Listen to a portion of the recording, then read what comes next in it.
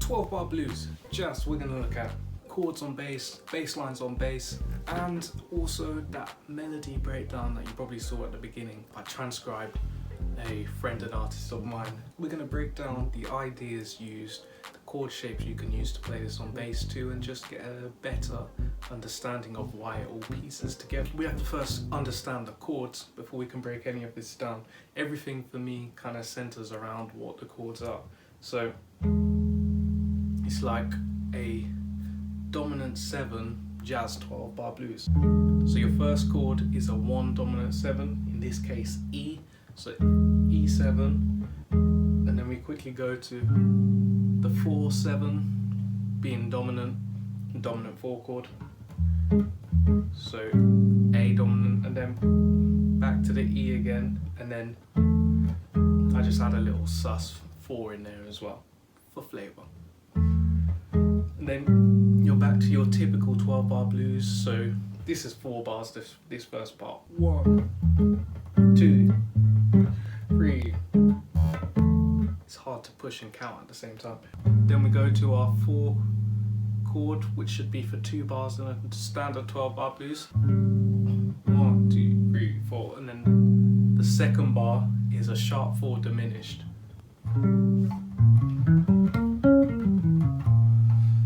And then 3 minor 7, 6 dominant, 2 minor 7, 5 dominant, 3, 6 dominant, 2, 5. Hear that in jazz all the time. It's also familiar in gospel as well. So there's a lot of crossover between jazz and gospel in a lot of cases. So how we can play this dominant 7 chord when you're starting from the 4th string, your 12th fret on your 2nd string, and 13th fret on your 1st string. So this sort of shape here is your dominant shape, starting from the 4th string. And then you're dominant again, 12, 11, 12, and then you're back here, and then that little passing chord to the sus4 is just me stretching out my pinky up 1 fret. And then we go for our dominant again, and then to get the sharp 4 diminished, all I do is raise our root note by 1 fret and keep everything else the same. Then this becomes the minor 3rd and the double flat 7th or diminished 7th. And then we got minor shape from the 16th fret, so 16, 16, 16, 4th string, 2nd string, 1st string, and then our dominant 7 shape again, same as here, just up here now on the 16th fret on our A string. And then we got our 2 minor 7, the standard minor shape I've just shown you, our dominant shape from the 3rd string, and then it's a quick change to 3, 6 dominant, 2 minor, 5 dominant. So that's the chord.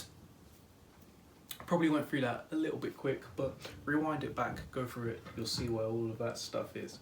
Okay, now we got to think bass line wise.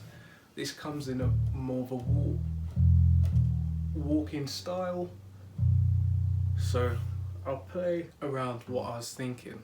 So you got a walking feel, so quarter notes. So the first chord is our E dominant 7,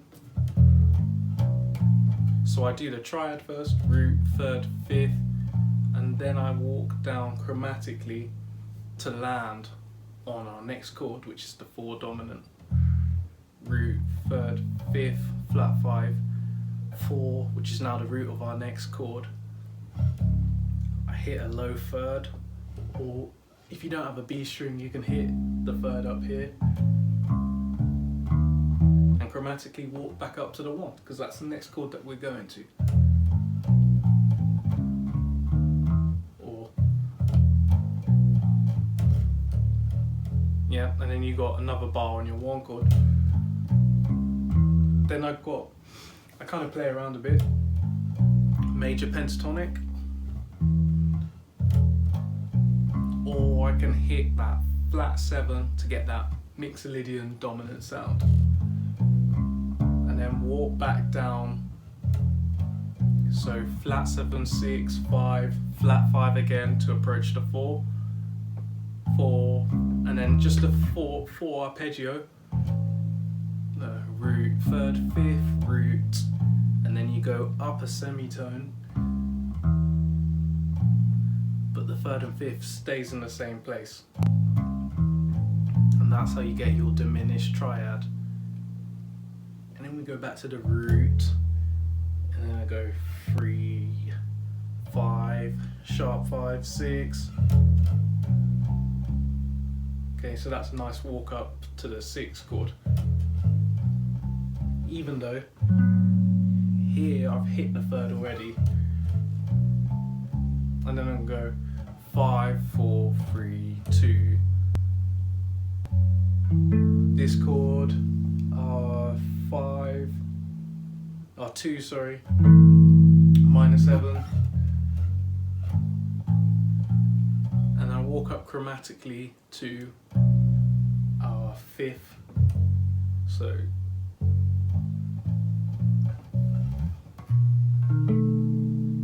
that's where we're at now. Then I walk back down. So chromatic on the way up, scale on the way back down, and then for the bass line, this last part's 3, 6, 2, 5. I'm gonna go 1, sharp 5, 6, flat 2, 2, sharp 4, 5. Again, 1, sharp 5, 6, flat 2, 2, flat 5 or sharp 4, 5. And you can add that little skip in, which is a ghost note. And then you can just go major 7 back to the root note. And that's the progression really. So my kind of focus with creating the walking line is to accentuate the chord, the notes in the chord that are already there, and kind of find a way to link them together.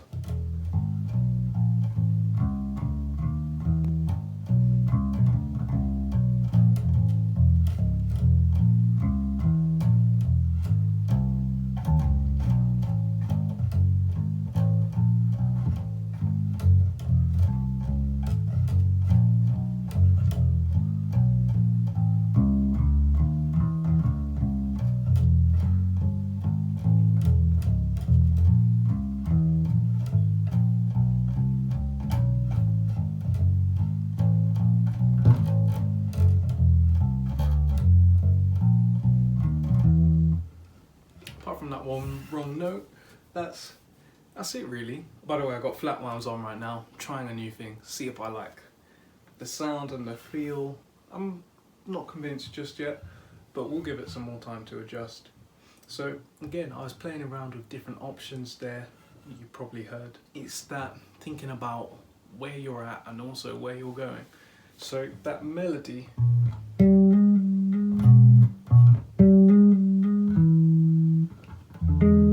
so over this chord here, you start on the 5th, minor 3rd to major 3rd, back to the root note of the chord,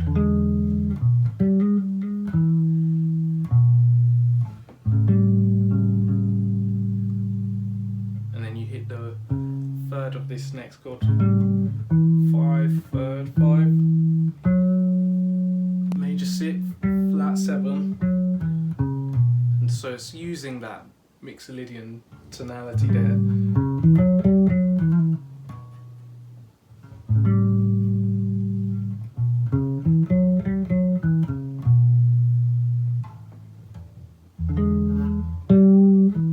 And then it hits a minor third here, so a little bit of tension over the dominant chord, but it resolves nicely. And that's minor third, root, 5th, 4, 3. Then back to the 5th, major 6, root, flat 7, 5. Slide up to the major third of our next chord, 5th, major 9th, and then I've got a major 7 here, which is a bit of a clash, but it's so short you don't even really notice it.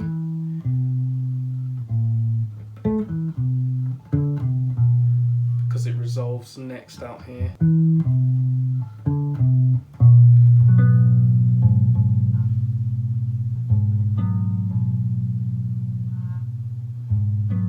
So you got the minor third of our next chord, and it's Phrygian there.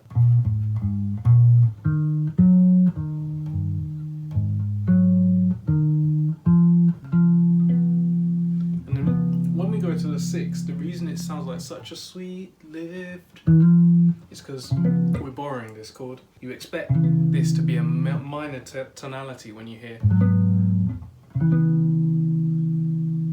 but it's because they're imposing a 2-5-1. It's 6, 5, 2, 1 is what you would imagine, but you go a major here to set up a 2-5 for our next chord. It's what we call secondary dominance.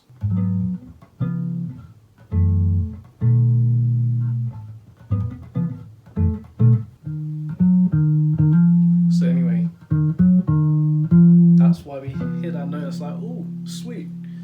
And then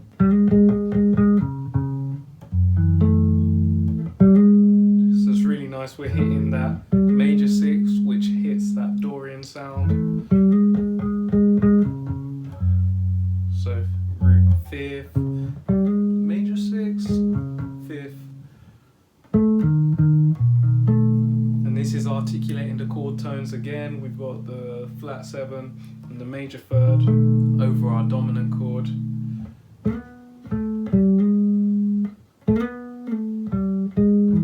And then you got a nice little change here that takes us nicely into our 1 chord.